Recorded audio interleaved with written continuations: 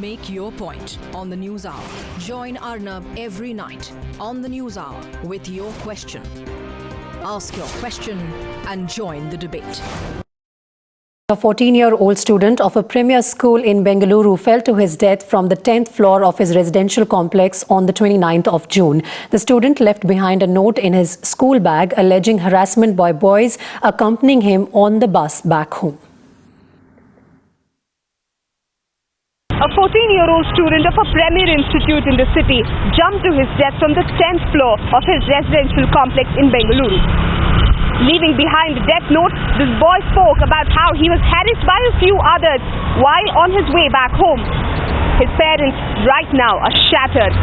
Knowing fully well that he will not come back, they believe that he was a victim of harassment and bullying. They only now want to know what exactly happened on that fateful day that led to their son's death. Principal said that we are doing our part of investigations, but since he goes by the private bus, so we really can't tell you and things like that. But my point was, the bus is carrying the same school boys, so those boys are groomed in this school only, and my son is going in this bus for the past 4 years, almost 4 years. So how can wash your hands off saying that he's going by a private bus, so I can't take a responsibility of it? A note is obviously saying it is showing that some guys are messing around in the bus only, and there is a specific guy, and I was a little astonished. He has not mentioned the name of the guy. He could have easily done it, and when he's decided to take such a big step or drastic step, he could have easily named the guy.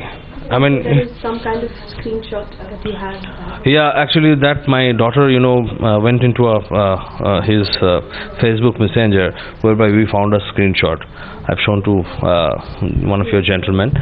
So there is a guy who asked all the rest of the guys to, get out of this group and delete the group. So when we went to the group, we found that it's been already deleted. So luckily we had this screenshot. You see, postmortem has been done. So postmortem is not showing any kind of physical abuses as of now. But the fact remains is, my question here is, what made him do this? Okay, so one, and two, who is the guy, who is doing this day in, day out with a innocent guy who has got nothing to do with, the rest of the things. I was in school. I came back around 4:20-25. Usually what happens, by the time he comes back from school before me. But that day when I rang the bell, nobody opened. It was raining outside, drizzling, so I thought because of that he is stuck up somewhere. So I entered in my home. And I went to the washroom, and when I came back, I got a call in my intercom. One of my neighbor called me and said, "Your son is lying down." I rushed there, pulled him, and he was totally flooded with blood.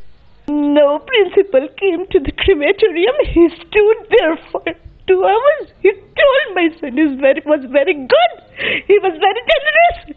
That's not new to me. I know my son very well. I didn't want that compliment from him. I wanted to know who has disturbed him. Just asked him to find out those guys. 3 days over, I didn't got any information from them.